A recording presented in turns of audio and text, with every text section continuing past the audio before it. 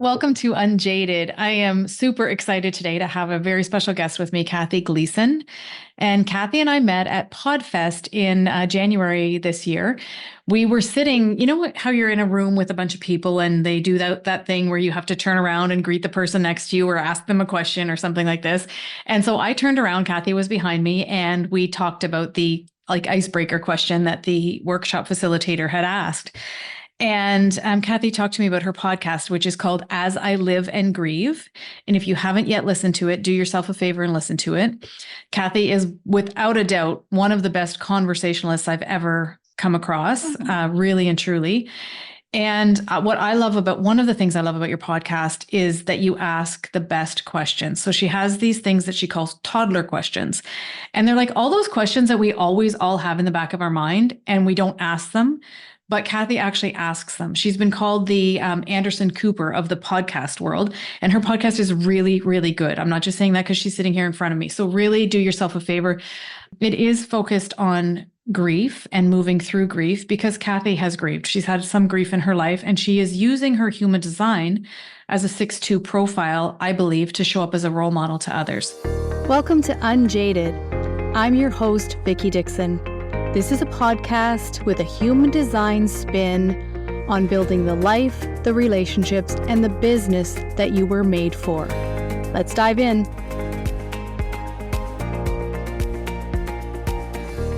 So welcome to the podcast, Kathy. I'm excited to have you here. Oh, I couldn't be more excited to be here. And it was one of those things that immediately when we met at PodFest and started talking, I just felt there was this true connection.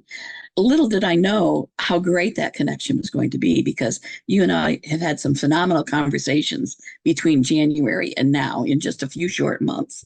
And thank you so much for your kind words. You truly flatter me.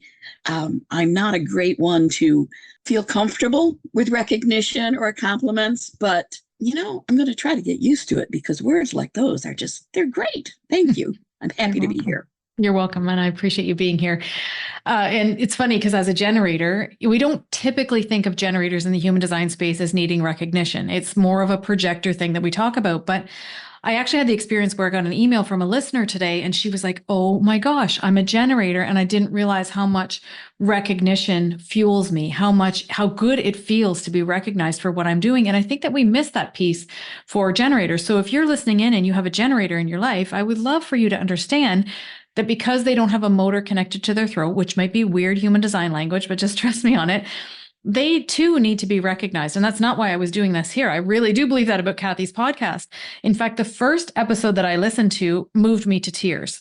So I remember I was walking, listening to your podcast where you talked about Lee, and you'll have to listen into the podcast to hear that. I'm not sure which episode number it was, but I was crying listening to you and listening to your lived experience. So, and so many episodes since then. I spoke about your podcast on a webinar or something I was doing, and somebody said, oh my gosh, I could just listen to her voice all day. I love listening to her podcast. So really, really, really, if you're listening to this, you really, really, really have to go and listen to Kathy's podcast. Oh, wow. So thank you.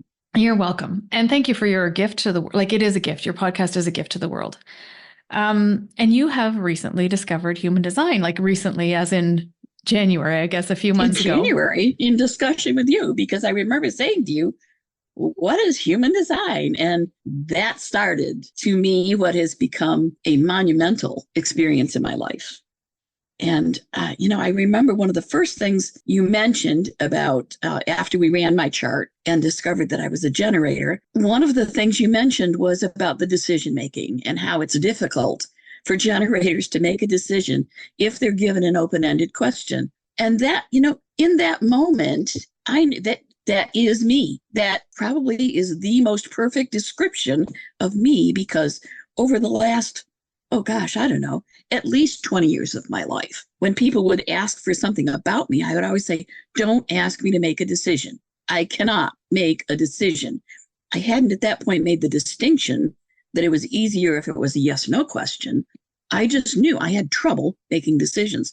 And that was the first thing the first primary thing that you mentioned to me about generators. That hooked me. Okay. So if you're a generator or a manifesting generator and you're listening in, what Kathy is talking about is getting in tune with your sacral response. So yes or no questions are going to be much easier for you to answer than an open-ended question. I know that I get those open-ended questions too, or a multiple choice question. Good God, a multiple choice question on test. It's like, I'm paralyzed with it. So when you are asked a yes or no question, or when you ask yourself a yes or no question, you can actually be in touch with your inner wisdom, your sacral center. So since discovering that, what else have you discovered about human design? Well, it's been like I've been in the desert and all of a sudden hit that oasis. Here's all this information and I need to know it all, which I guess is also part of being a generator. I joke with my daughter, who is a projector, that we go down so many rabbit holes because she and I both do so much research. It could be if one of us or someone in the family went to the doctor and was prescribed a medication, we have to look it up and find out side effects. What are the potential? We look up the disease. We look up what else might be. We are just always going down rabbit holes. So it became that way for me with human design. And poor Vicki, I think I kept bombarding you with questions. We did a reading, and then I did the longer reading because I had to know more. And I have that worksheet right beside me. It's probably 70 pages or so. And I still go through it. I bought 2 books. I've looked on websites. I considered taking a course, and round, and it's still human design for me. Every day I'm pondering one concept or another of human design. Right now, I think, I've got a pretty fair foundation about, I don't always have the terminology, but I've got a pretty solid foundation about the type, the authority, the strategy. But those planets right now, they're looking at me. And I need to know more about those planets. Well, we can talk about that today for sure. I'm just going to do like a little side tour here for a second about designs. So, listening to the podcast as much as you have, that I love the nuances of human design. And I think that we can get really caught up in, well, I'm a generator, or I'm a projector, or I'm this, or I'm that. And we like over-identify with it. But Kathy has a specific gate in her design, gate 48, that is really about this depth of wisdom. And like when something sparks your interest, you are going down the rabbit hole on it completely and all the way. And you've done that with human design. And it's been fun for me because I love doing all the readings and all of the stuff, but it's been super, super fun to be able to do that with you. And what I love about when someone is so hungry for the information like you are, it's not just information, you're actually using it in your life.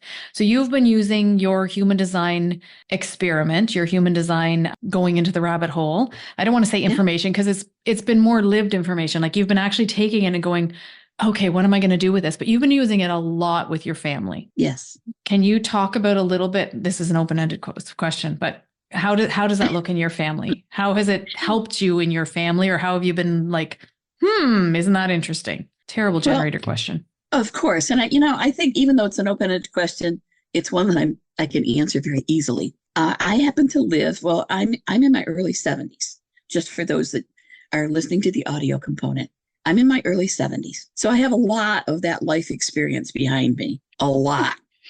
I live with my older daughter, Stephanie, her husband, and her 2 boys, AJ, who's a senior in high school, and Nathan, who's a freshman at college. So they're 18 and 20. And I see some challenges, especially with Stephanie and her younger boy, AJ, the senior in high school. Because, man, AJ, he's a tough one. He's just very fixed. He knows what he wants to do. He's not going to listen to his mother. He will lie to his mother. And when she asks him, when she discovers it and asks him, why did you lie to me? His response is somewhat flippant, because I knew you'd nag me. So I thought, okay, if human design fits me so well, and I can really identify with it and it resonates with me, let me check and see if I can look at Stephanie and AJ and even Nathan and Neil, Stephanie's husband, and see if I can understand some of the dynamics of the family. Well, I have to tell you, it's been pretty helpful, so much so that I have now dragged Stephanie down the rabbit hole with me. And we have the charts for the entire family, and we puzzle over them every so often. At first, it was an almost daily thing. Now it's just, every couple of days we'll think of something. And it was interesting one afternoon because as we were talking about it, Nathan, the college freshman, who is a skeptic, like I have been all my life, he said, "Oh, come on, there's nothing to that. That's like astrology." And I said, "Okay, tell me if this is you or not." And I kind of read some of the points about his chart. He's a Manigen and it has an emotional authority. And I went through some of those aspects and he goes, "Huh, let me see that." And then he became curious about it too. So it has been for me, my primary focus right now has been family dynamics and what that means. And even for Stephanie and I, Stephanie works at our local public school district in the special education department. She's in the administrative component of it. And she's looking at this, wishing actually that human design was brought into the school system because she's convinced that it would make a difference in some of these children's day experiences if we knew what their human design profile was, and that they could then be kind of instructed, educated, coached in a certain manner that might be more beneficial for everybody. So this is a big rabbit hole we're in, folks.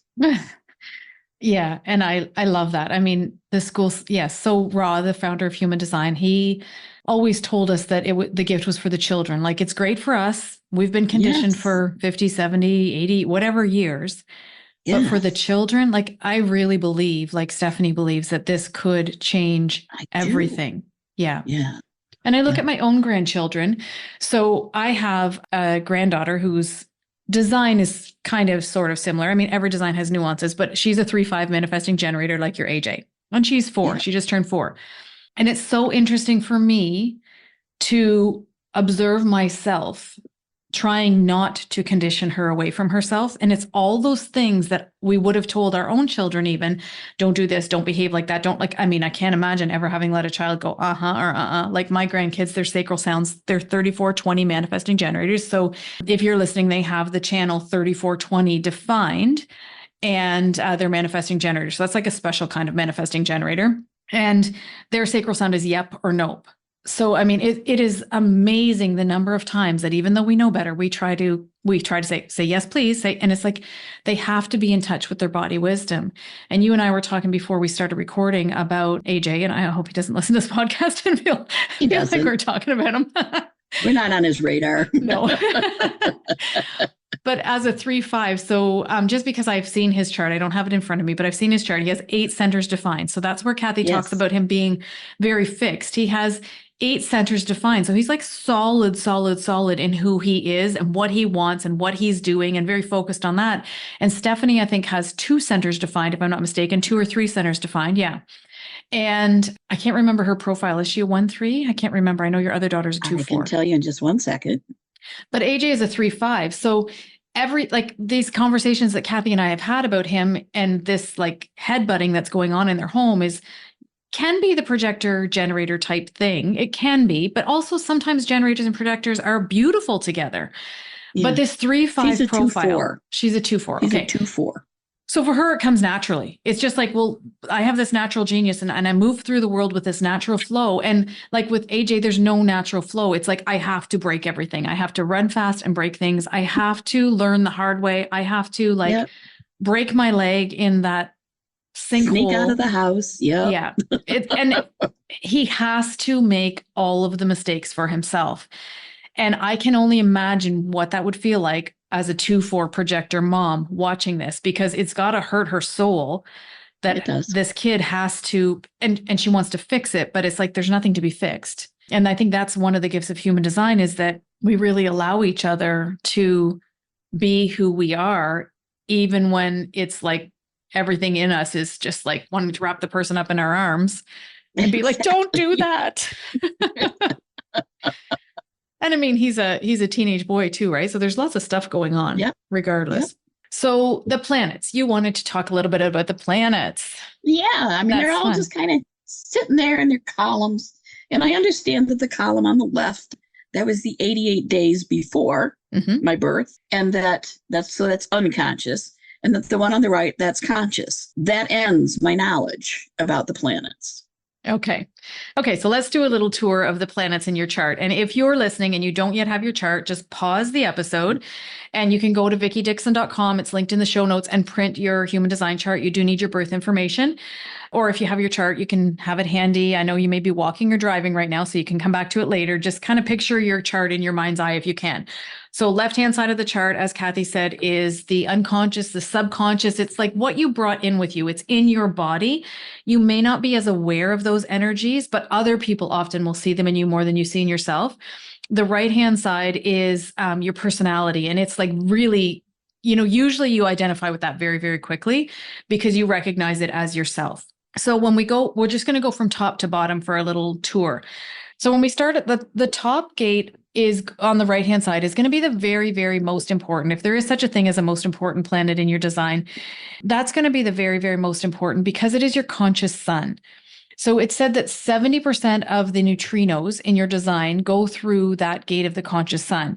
So 70% of the cosmos within you is the gate of that conscious sun, the energy of that conscious sun. So yours is gate 53. And I'm pretty sure in your reading, we talked about this showing up in your life, that this is the energy of starting things. This is the energy of new beginnings. This is the energy of, just having to get things started. And as a generator, that can be a thing too, right? Where you just start a whole bunch of things and maybe don't always finish things. Yeah. Yeah. But it's also it's like your secret sauce. I mean, that gate of your conscious sun, it's so important. It's your secret sauce. It's who you are. It's what gift you bring to the planet. It's who you came here to be. So in Gene Keys, we would say that it's it's the essence of who you are. In business teachings in human design, we would say it's your brand, but it's really who you are. It's all about beginnings. Getting things started is really, really important to you. But one of the things that's beautiful about your design is that, I think it would be beautiful in a design, is that you have the entire channel. So you have the 53 and the 42 at the bottom from your sacral to your root. And these channels between the sacral and the root center, they format your entire design. So you're really driven by completing cycles. So when things aren't completed for you, like, yes, there's some things that are just going to use up your energy and you're just going to have unfinished projects, but things that matter, like it's important to you to see the cycle through. And I see you doing this. I hear you doing this in your podcast. Like you're really helping people through the cycle of grief. And for you, it's not just about like, let's just talk about grieving. It's like really taking people on the journey through. So I think that's a beautiful way of how you're using this energy in your design and that 6-line profile, because you're here to role model and you have taken all of your life's experiences and now you're role modeling them for others. Yeah. It means a lot to me in the podcast because I think sometimes we like to think that grief it's like the common cold. You're going to go through all of these annoying symptoms, and then one day you're just going to wake up in the morning and you're going to feel better. But grief isn't that way. It's not that way. Chances are it's going to be with you in one way, shape, or form for all or most of your life.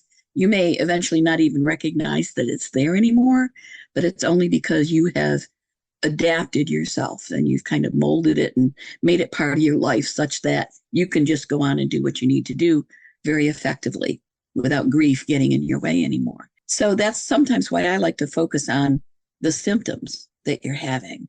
If you're feeling that anger, you're feeling that just depression, or I don't care, I don't want to do anything, you want to isolate. If you're feeling that, just, ways or distractions that you can employ to help you get through those symptoms. Grief will take care of itself. You'll go on and it will improve, whether you really are aware that it is happening or not. So the best I think we can do sometimes is just take care of those symptoms and take care of yourself in that way. That's beautiful that grief will take care of itself. It's going to do its thing, right? It's more of a condition than it is an ailment. And you talk about how your podcast is a gift because, That's the way I look at it. It's my gift to people. It's, a lot of podcasts out there, they have a business behind them. And if I had that business behind it, I would have the same mentality, the same process. I would want sponsors. I would want those workshops and everything. It doesn't really fit for me. A couple of times I've tried those commercial ads in the middle, I'm just not comfortable with that. So for me, I'm in a position financially, whatever, that for the costs that I incur with the podcast, they aren't much. It's like a hobby in that that's how I put it financially. For me, I don't have a podcast studio. I don't have thousands and thousands of dollars of equipment. I have the bare bones. I have enough. It may not be prime quality audio, but I think it's good enough, like sitting down at a coffee shop. Sometimes it's going to be some background noises, some distractions, but the content is there and the quality is there.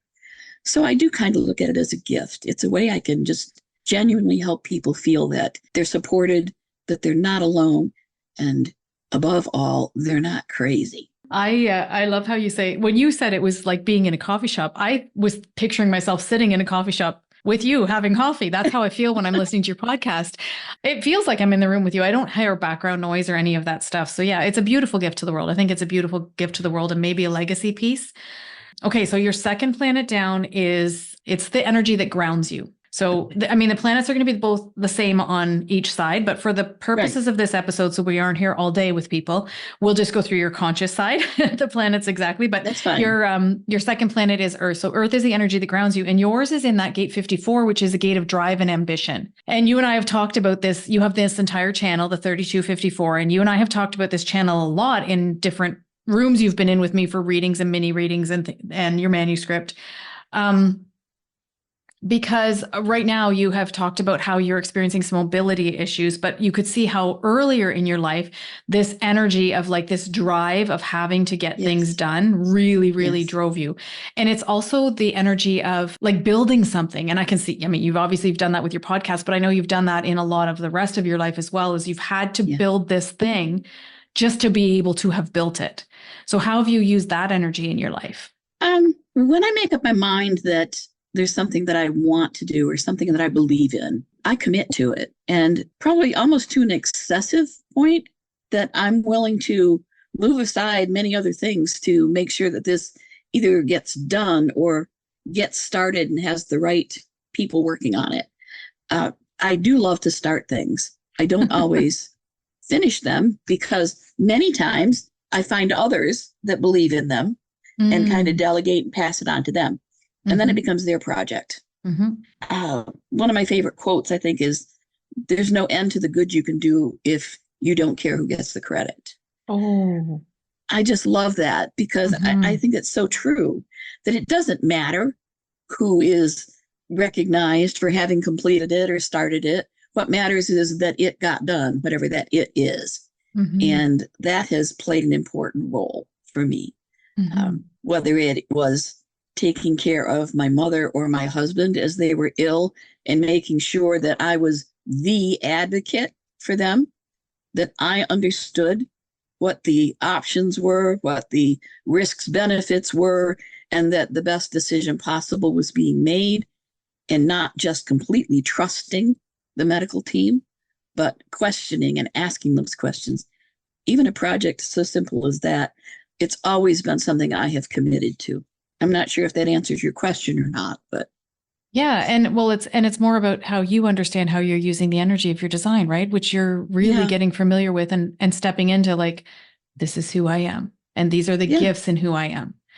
Yeah. And then the other thing, if you're listening in and you have this channel, this 3254, and you're a generator type, this is part in one of the things in human design, or two of the things in your human design that mean that you require a fair amount of movement in a day. You do need to move that sacral energy, and this 3254 channel demands movement as well. So that's just something for you, if you're listening in, to kind of take away with you. So normally does it have to be physical movement?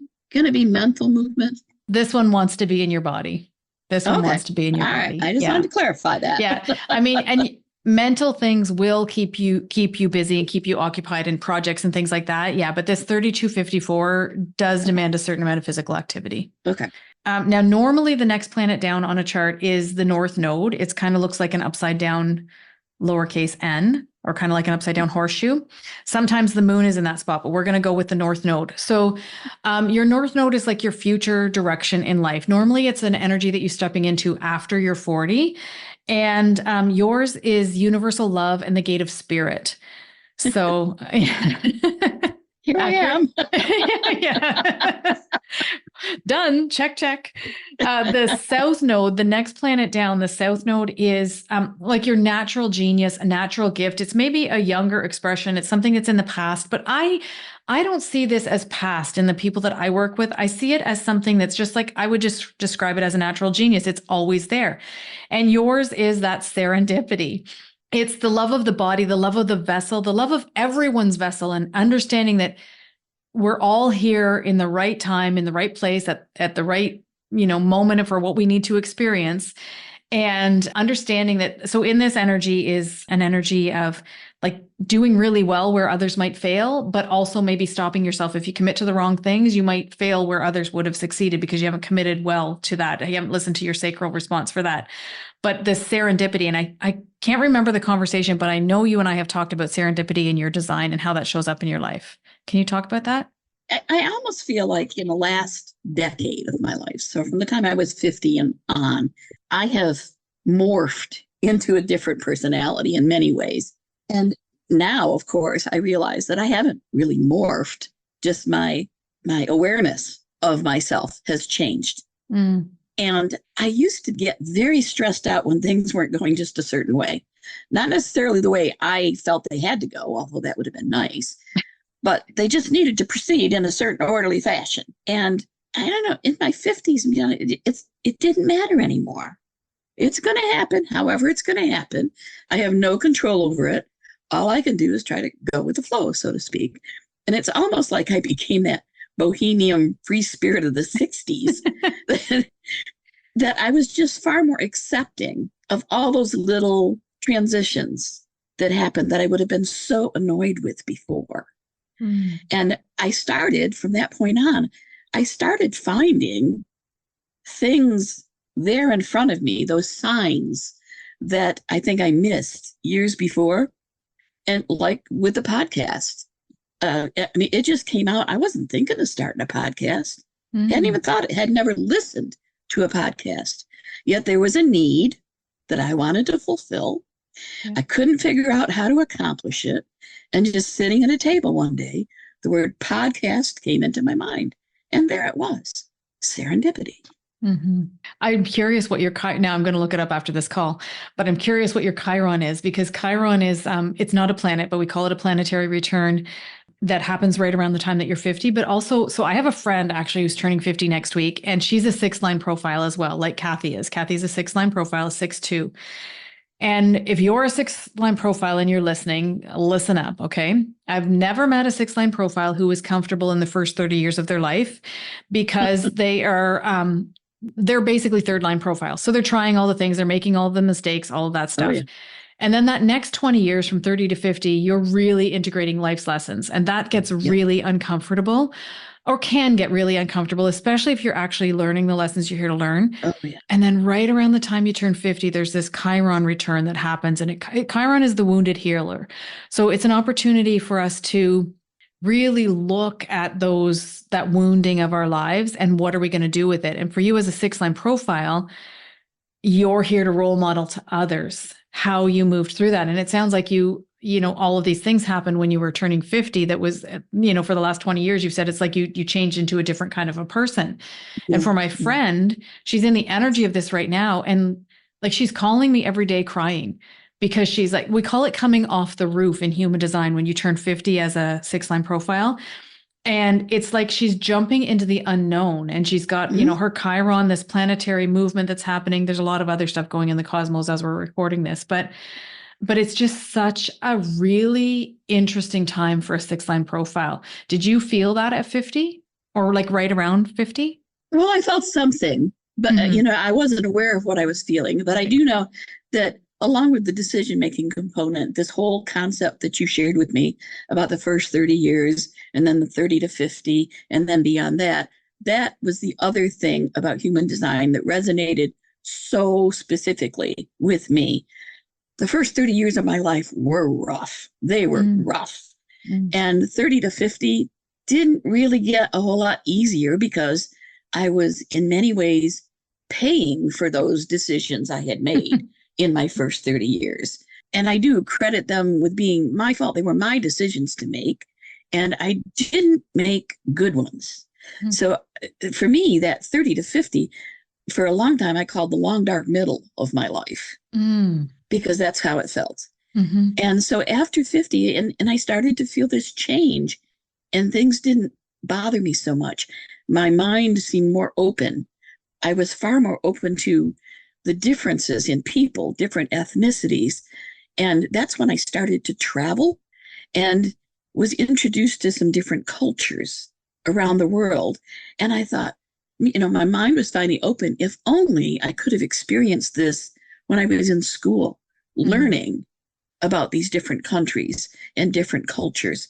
History would have made so much more sense to me. I hated history, but it's because I was never introduced to that real experience of history. Just like if you take kids to Washington, D.C., for example, things about our government might start to be more meaningful as they learn it. Or if you take them to Gettysburg or to some of the battlefields and they see and experience some of that. I never had that opportunity. But all of a sudden after 50, it was like I was a child learning again for the first time. Okay, so there's lots here. My brain is going to explode. My sacral response is going to explode. So one of the things is that what I would love for you to take away from this, if you're listening, is I don't know why I keep saying if you're listening. Obviously, you're listening if you're here. But when you're listening, I would love for you to take away that it's the lived experience that matters. So I have a human design friend, and we always talk about how there's so much human design knowledge and information out there. And it doesn't matter two hoots if you don't actually look at it in the context of your own life. And I'm never going to know what it actually feels like in a body to live the 6-line experience. But I can understand what it's like to work with clients like Kathy who are coming in and saying, this is how it feels in my body. And you described this long, dark middle as from 30 to 50. I can't tell you the different ways that long, dark middle has been described to me that all means the same thing by my 6-line clients who are between 30 and 50. So if you're between 30 and 50 in your 6-line profile, I want you to understand that it gets better and that there's a reason you're going through this. It's because we need you to be a role model once you get through it.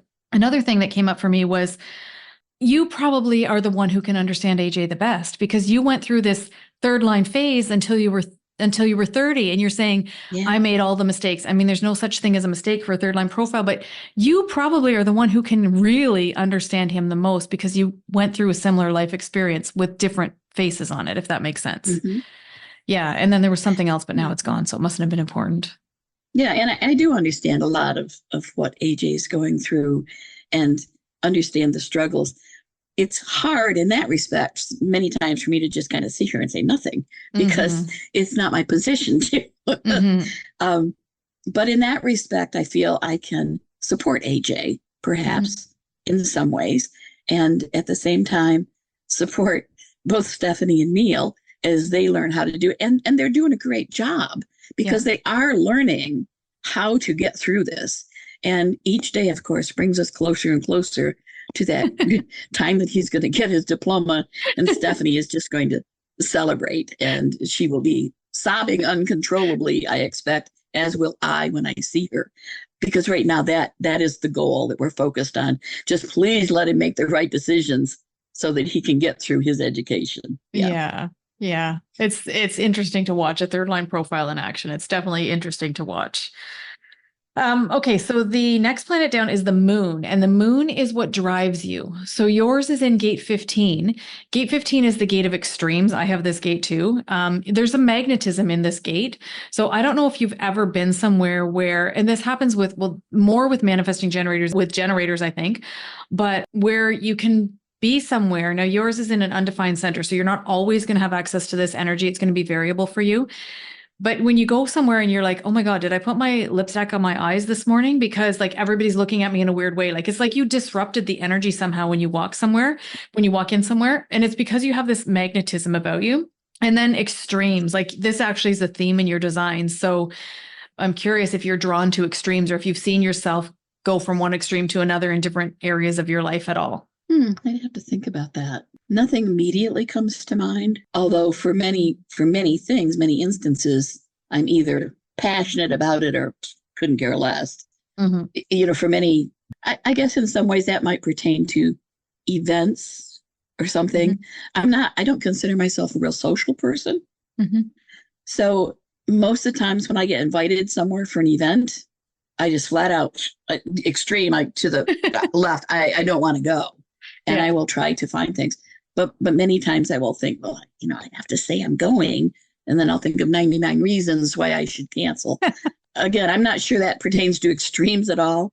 Yeah. So, but that's probably as close as I can get at the moment. It might not, because it isn't an undefined center for you as well, right? So you don't always have access to that energy. Like for me, it's defined in a defined center, and it's like always there. And it's definitely, for me, I see it all the time in my life. The other thing that's with this gate 15, which I do see beautifully in you, is the love of humanity. It has this underlying love of humanity. And it's like, yeah, Kathy's nodding. You can't see her, but she's nodding. She's like, oh yeah, okay, guilty. That's me. That's me. And driven by this love of humanity. And definitely we see that in your contribution to the planet through your podcast, probably other things as well, your family, other things. But what I see front facing is the podcast. Your Mercury. So Mercury is a planet of communication. Now I'm putting that in air quotes, Mercury a little bit differently, because in the business space, we tend to say Mercury is your message. And I feel like there's this, this like idea that it has to be exactly what you're speaking about. So like if your Mercury is gate 48, you've got to be speaking about a depth of wisdom. And I don't think that that's how it really is. I think that it flavors your communication. So yours is the gate of details. It's part of this channel of the office manager. It's the gate of details, and you have the entire channel. So for you, you can see the forest, you can see the trees, and you cannot get lost in either. Like you can see the big vision and the little more minute stuff, and you don't get lost in that detail of it. You can really step back and see the whole thing. You're an excellent person to be in an office manager position, or a position where it's like, okay, you're going to make sure that everything gets done that needs to get done. Like you said, delegating, whether you need to do it or not. Doesn't mean you have to talk about that all the time. Unconscious side, your Mercury is in the gate of rationalization. And I love the energy of this gate, because I think you guys are the ultimate what if people. Like you're always looking at every side of every issue, and it's like, it can keep you stuck sometimes. I have a friend who has this defined quite a few times in her chart, and it can keep her stuck, but it also allows her to be, it's like your toddler questions. You're always going to ask things in a way that make people be able to take this concept and use it in their life. It's a beautiful gift, I think. I hear you using that in you're smiling. Yeah, so I'm like, when you mention rationalization, this was something else that, until talking to you, and we had this discussion about rationalizing before, I never thought about it. But one of the things I have found myself doing, and I'm positive that I have only been doing it in the last decade of my life or so, positive I never did this before, was that if there's something on the news about, I don't know, this person did such and such a thing, and somebody in the household goes, oh, well, they're on welfare or something like that, I immediately say, well, no, maybe not. No, maybe not. Maybe it's this. And I find myself doing that so many times now that I never did before. And it's like I'm trying to exonerate the person that I don't even know. I don't know the full story. And that's another rationalization I'll use, is now you don't know the details. Yeah. Just remember, this is the media talking. Yeah. And so, rationalization, I do it. That's me. Yeah. And it can be kind of I see her with it anyway, my friend with it. I see it be like, it can drive her crazy, because she's like, oh my God, could I just stop this? It's like a mental pressure, right? Around. Yes. Yeah. So I do try to stop myself now. Well, I mean, it's part of who you are. So it's a gift, right? The next planet down is Venus, and that is, for you, it's in gate 45. And that gate 45 is like king or queen energy, and it's all about resourcing the tribe. So it's said that the other end of that channel, gate 21, makes the money, and gate 45 doles it out, basically. So it's like you're making sure that everyone in your life is well-resourced and has what they need. The next one down, I'm moving a little bit more quickly now, because I just looked at the time. I'm like, holy cow, we could be here for 3 hours, Kathy. This is a typical conversation. You and I could. That's So the next planet down is your Mars. Mars is oftentimes seen as like immaturity or like lessons that you have to work through. And yours is this depth of wisdom, this gate 48, this ability. I think it's a beautiful ability to go into the rabbit hole. On the unconscious side, I'm just going to mention this one because in Gene Keys, on the unconscious side, our unconscious Mars is said to be our vocation and our greatest wound. It's an opportunity for healing. And yours, it's like an intergenerational wound, and yours is gate 6, which is the gatekeeper of the emotional solar plexus. It's the gatekeeper of all emotions.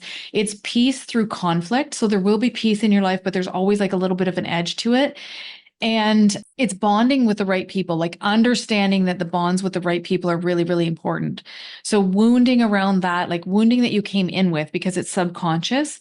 And also it's just fun. I know you and I have just mentioned this before, but the line of your unconscious Mars. So it's after the decimal 3, which is like uniquely designed for business, any kind of business. It's like you could walk into it and be like, yep, done. You can just do it. The next planet down is your Jupiter, and yours is in gate 37. And Jupiter is said to hold our blessings, and yours is in that gate 37 is friends and family. Friends, family, and community is where your blessings lie for sure. And I mean, you've built a whole community in your podcast and many places, I'm assuming. I feel that around the world, literally. Yeah. Beautiful. The next planet down is Saturn. So Saturn is the great challenger of our lives. It is the barbed wire that we keep coming up against over and over and over again. So in every life, there are going to be 2 or 3 Saturn returns. And what that means is that Saturn returns to the place it was in at the time of your birth. There are 2 or 3 podcast episodes here on Unjaded that go through Saturn returns specifically. One is with Meg. I will get the episode numbers in the show notes for you, but one is with Meg Dolan, her Saturn return. One is with Emily and one is with Nick. I think I talked about them. So I'll note those in the show notes for you. Saturn return happens. So the first one's at 30, the second one's at 58. And then if we're lucky enough, there's another one at about 84. So right around the time when we're 30, you know how something happens in our lives. And we've said for years that it's the energy that kids come home when they're around 30, they come home, or they come home to roost, we say. Right. But a lot of times it's actually their Saturn that's driving them home. But there is a message in the 2 gates. So your Saturn is in, both of them are in gate 64. So gate 64 is confusion, and it's like trying to make the sense of the confusion. Yours is a hanging gate. So the entire channel is all about being able to take your life experiences. And I do feel like you do this. Take your life experiences and turn them into something that others can learn from. And like the answers that you find and the end to the confusion that you find is not for you, it's for other people. And I mean, I think you do that beautifully, certainly in your podcast, probably in other areas of your life as well. So Saturn, you would get a lesson around your Saturn, no matter who you are. You're going to get a lesson around your Saturn gates when you're 30, and then another one when you're 58. So who I typically work with are the people who are in their 50s who are like, holy shit, what's happening to me right now? It's like, I've got a Chiron return. I've got an empty nest. I'm caring for parents. And now I've got this Saturn return. So if you don't get the lesson when you're in your 30s, it's going to come harder for you when you're 58. So you want to make sure that you get these lessons. So is it the same lesson? Same lesson. Same lesson. Yeah. Same lesson, different package, usually. Okay. All right. So I'll leave you with that to ponder, like what came up, because it's just fun to look back and go, oh, wow, that actually did happen in my life. And here's how I grew through it. And then you know that it's going to come for you again around the time when you're 84. So you don't have to like, I don't think we need to fear these planetary returns. Actually, I don't want us to fear them at all. I see them as real gifts for our growth. And, you know, we have one every decade, at least every decade, we have a planetary return. And it's like, am I going to get the lesson or not? Okay, so Uranus is the next one. And Uranus is where we're really unique and where we have the opportunity to expand. And your Uranus is in gate 52, which is a beautiful gate. It's the gate of stillness. So coming to stillness can be a really powerful gift, can be a way that you can bring more expansion into your life. Neptune is sometimes like, what's behind the curtain? What's still here for me? What am I not seeing? What am I missing here? And yours is, again, that gate 48, the depth of wisdom, going deep into the well. And on the other side, on the subconscious side, I know I haven't done this for all of them, but it's intuition. It's that gate 57 that is the gate of the most intuitive gate in the human design chart. So maybe looking at, like, are there times when I don't listen to my intuition? And then Pluto. Yeah.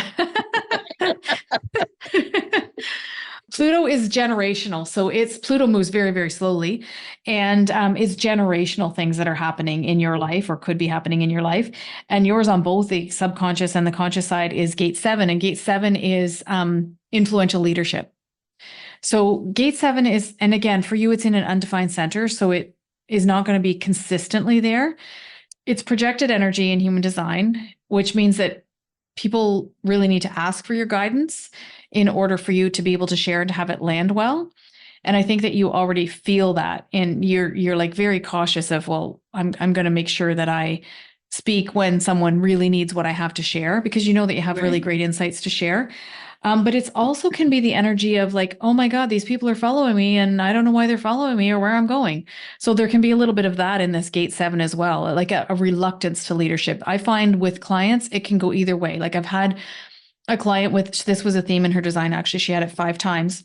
And she was continually trying to lead others, even when they didn't want to be led. And then there are the reluctant leaders who are like, oh my God, I don't know what these people are following me for. I'm not living your life, but from the outside looking in, I don't see either of those extremes. I see someone who's standing in her 6-line role model position beautifully and guiding others to healing. But it's more about what you see than what I see. Well, I do sometimes say, oh, why are they following me, or why did they reach out to me? So I do experience that sometimes, and then I just kind of let it go. But because I think they have a reason for whatever it was. But I do have to say that since learning about human design, and since the numerous conversations you and I have had, in the thousands of questions you have answered and directions you have given, I feel so much more confident about who I am. I don't feel quite so ambivalent or uncertain. I just feel really solid about who I am right now and what my intentions are. And it's been so much easier for me to move through the days with that feeling. It's a type of empowerment, yes, but it's deeper than that even, because it goes to my soul, to the depths of my soul, that I'm doing what I'm supposed to be doing. I still feel like there's more for me to do. I just haven't run across it yet. I will. But it feels so good to be where I am right now. Probably the best I have ever felt in my 73 years of life. I feel really good. And I honestly feel that discovering human design has been a huge component of that. So thank you for your contributions. My pleasure. Thank you for talking to me when I turned around at PodFest. Absolutely. Absolutely. This little introverted soul turning around and going, oh my gosh, what's going to be behind me right now? And then it was you. Little did either of us know. Yeah. Well, I am going to kind of wrap us up on that note, because I think that you summarized it beautifully. You always have the most beautiful words for things. So thank you for that. Sure. And that is the thing that I think that human design, the gift of human design, I always say to people, it brings you back to yourself.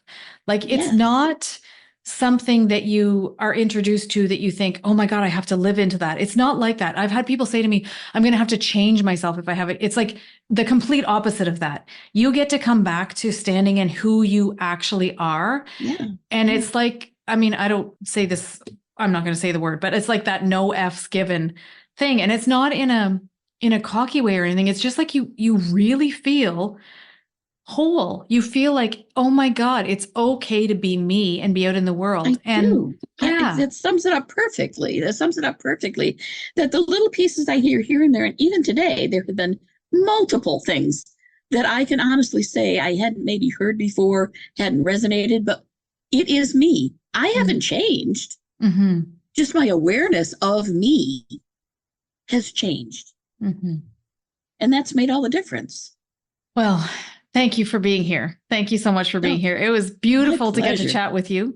I feel like we most often talk in email now, but it's always nice to be able to hear your voice outside of the podcast. So if you are looking to find Kathy, I will let you tell people, Kathy, actually, where can they connect with you, or where would you love for them to find you? It's really very simple. The name of the podcast, again, is As I Live and Grieve. We took that expression, as I live and breathe, that one of frustration and just replaced breathe with grieve.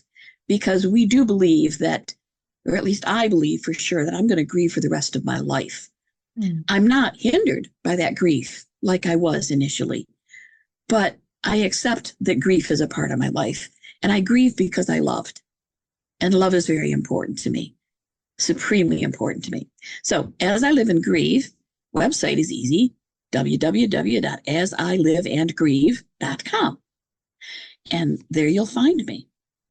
Thank you. And we will link that in the show notes, and we'll link your podcast there too. As you listen in, seriously, do yourself a favor. If you have ever grieved anyone in your life, do yourself a favor and listen to Kathy's podcast. And even if you haven't grieved someone in your life, which I find hard to believe that there could be someone on the planet who hasn't, but someone in your life may need you to listen into her podcast, because it will change you. It will absolutely change you. So thank you for the work you're doing. Thank you for being here. And we'll chat again soon. My pleasure. Look forward to talking to you anytime, Vicki. Thanks so much. Bye, everyone. Thanks for listening.